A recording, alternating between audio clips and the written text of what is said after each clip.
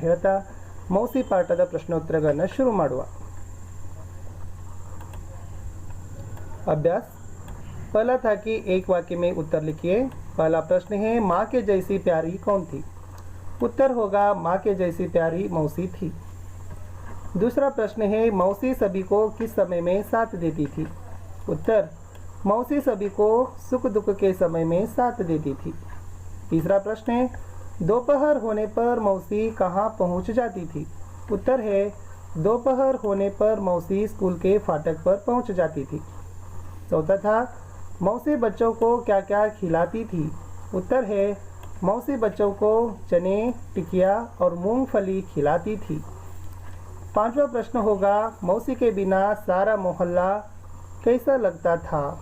उत्तर है मौसी के बिना सारा मोहल्ला सूना सूना लगता था। छठा है लड़के भागकर क्या उठा ले आए? उत्तर होगा लड़के भागकर खाट उठा ले आए।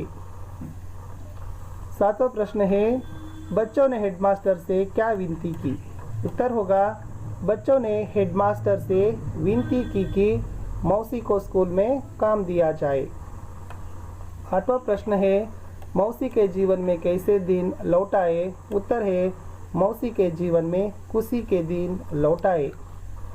आगे हो गए 2-3 वाक्यों में उत्तर लिखने वाले प्रश्न हैं। उसमें पहला प्रश्न है मौसी बच्चों को कौन कौन सी कहानियाँ सुनाती थी?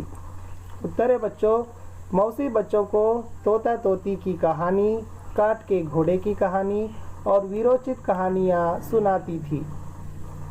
दूसरा प्रश्न है बच्चों को मौसी का न दिखाई देना कब मालूम होता है?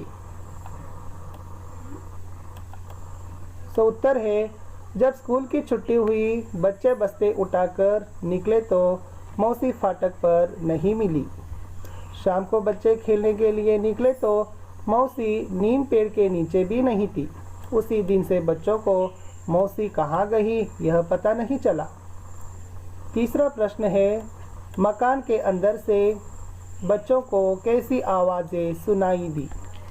उत्तर होगा मकान के अंदर से बच्चों को ऊंची ऊंची आवाज़ सुनाई दी।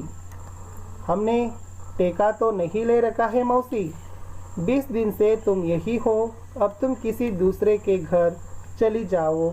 यह आवाज़ बच्चों को इस घर के अंदर से सुनाई दिया। इस चौथा प्रश्न है बच्चों को क्यों गुस्सा आया? उत्तर है मौसी को कोई एक स्त्री ऊंची ऊंची आवाज़ में डांट रही थी। मौसी एक खाट पर लेटी थी, उसके बाल उलझे हुए थे और चेहरा सूखा हुआ था। मौसी को ऐसी स्थिति में देखकर बच्चों को दुख हुआ, साथ ही साथ गुस्सा भी आया। अगला प्रश्न है 3-4 वाक्यों में उत्तर लिखिए। उसमें पहला प्रश्न पूछा गया है मौसी और बच्चों के बीच में क्या बातचीत हुई? उत्तर मौसी और बच्चों के बीच में हुई बातचीत का विवरण इस प्रकार से है। तू इतने दिन कहाँ थी मौसी, यहाँ क्यों बैठी हो? एक ने पूछा। मैं यहाँ से जा रही हूँ बेटा, कहते हुए मौसी की आंखें भर आई। तू तो बीमार थी मौसी, तबीयत कैसी है? बलदेव ने पूछा। बेटा मैं ठीक हो गई हूँ, अपने गांव जा रही हूँ। हम तुझे कहीं नहीं जाने देंगे मौसी, सबने एक स्वर में कहा। अगला प्रश्न है बच्चों दूसरा है बच्चों ने मिलकर मौसी की सेवा किस प्रकार की? उत्तर बच्चों ने मिलकर मौसी की सेवा तन मन से की थी। बच्चों ने मौसी को जबरदस्ती से खाट पर बिठाकर उन्हें नीम के पेड़ के नीचे ले आए। कन्हैया अपने घर से दरी और तकिया लाया। उषा थाली में 2 रोटियां लाई। योगराज कटोरे में दूध लाया। गोपाल घर से लैंप उठा लाया। मुन्नी पीने के लिए पानी लाई। बलदेव अपने पिता डॉक्टर को खींच लाया। तीसरा प्रश्न है मौसी दिन कैसे बिताती थी? उत्तर मौसी मोहल्ले के गलियों में चक्कर काटती हुई सभी घरों में झांक उनका कुशल क्षेम पूछती थी।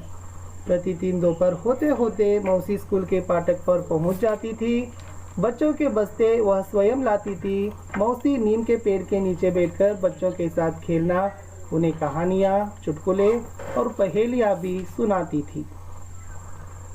अगला चौथा प्रश्न है अनुरूपता। रिश्ता जानिए और लिखिए। पिता के पिता दादा, माता के पिता होंगे नाना। पिता की बहन बुआ, माता की बहन मौसी। पति या पत्नी के पिता ससुर, पति या पत्नी की माता सास। बेटे की पत्नी बहू, बेटी का पति दामाद होगा।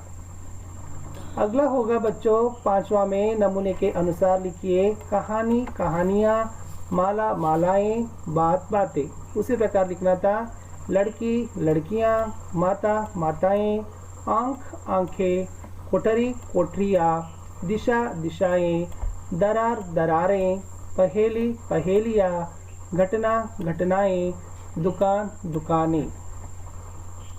6 में है विलोम शब्दों को जोड़े बनाना था। सही गलत, सुख दुख, छोटा बड़ा, ऊपर नीचे, टेढ़ा सीधा, खुशी गम, दिन रात, बहुत कम, अपना पराया। 7वां था कि पर्यायवाची 2 शब्द को लिखना था। पेड़ के लिए 2 पर्यायवाची शब्द हो गए वृक्ष, तरु दरख्त भी कहते हैं। घोड़ा को अश्व हय, दूध को दुग्ध क्षीर, पानी जल नीर, घर ग्रह मकान, औरत स्त्री महिला। आगे होगा सार्थक वाक्य बनाकर आपको लिखना है। सबके जैसे मौसी प्यारी माँ थी के। उत्तर होगा मौसी सबको माँ के जैसे प्यारी थी। दूसरा है विरोचित सुनाती मौसी थी कहानियाँ। मौसी विरोचित कहानियाँ सुनाती थी। दिन दूसरे मैच हम हॉकी लौट खेल कर रहे थे। दूसरे दिन बच्चे हॉकी मैच खेलकर लौट रहे थे। पीने पानी के लिए मुन्नी लाई, मुन्नी पीने के लिए पानी लाई। कन्नड़ में अनुवाद करना था। बच्चे नीम पेड़ के तले खेलते थे। मಕ್ಕಳು ಬೇವಿನ ಮರದ ಕೆಳಗೆ ಆಟ ಆಡುತ್ತಿದ್ದರು। उसे सब मौसी कहकर पुकारते थे। ಆಕೆಯನ್ನು ಎಲ್ಲರೂ मौसी ಎಂದು ಕರೆಯುತ್ತಿದ್ದರು। बच्चों के लिए तो वह सेवा की मूर्ति थी। ಮಕ್ಕಳಿಗಂತೂ ಅವಳು ಸೇವೆಯ ಪ್ರತಿಮೆಯಾಗಿದ್ದಳು, ಮೂರ್ತಿಯಾಗಿದ್ದಳು। सबके घरों में झांक कर कुशल क्षेम पूछती थी। ಎಲ್ಲರ ಮನೆಯಲ್ಲಿ ಇನುಕಿ ಯೋಗಕ್ಷೇಮ ವಿಚಾರಿಸುತ್ತಿದ್ದಳು। नमूने के अनुसार लिखना है। दूध मलाई माखन घी मिठाई, पेड़ फल औषध ईंधन छाया, सोना गहने मुकुट मूर्तियाँ, फूल इत्र माला दवाइयाँ, कागज पत्र नोट अखबार। आगे होगा 11 में पाठशाला और घर में आपको क्या क्या करने के लिए कहा जाता है और क्या करने के लिए मना किया जाता है तालिका में लिखिए। फर्स्ट वन क्या करना है। मन लगाकर पढ़ना चाहिए, समय व्यर्थ नहीं करना चाहिए, बड़ों का आदर करना चाहिए। जैसे ही क्या नहीं करना है, गंदगी नहीं फैलाना चाहिए, झगड़ा नहीं करना चाहिए, चोरी नहीं करना चाहिए। निम्न वाक्यों में क्रिया विशेषण को छांटकर आपको लिखना है। मीरा अच्छा गाती है। उत्तर होगा अच्छा गाती। योगराज कटोरे भर दूध लाया। उत्तर कटोरे भर। मौसी धीरे से बोलती है, धीरे से। राजधानी एक्सप्रेस गाड़ी अभी आई है, अभी आई।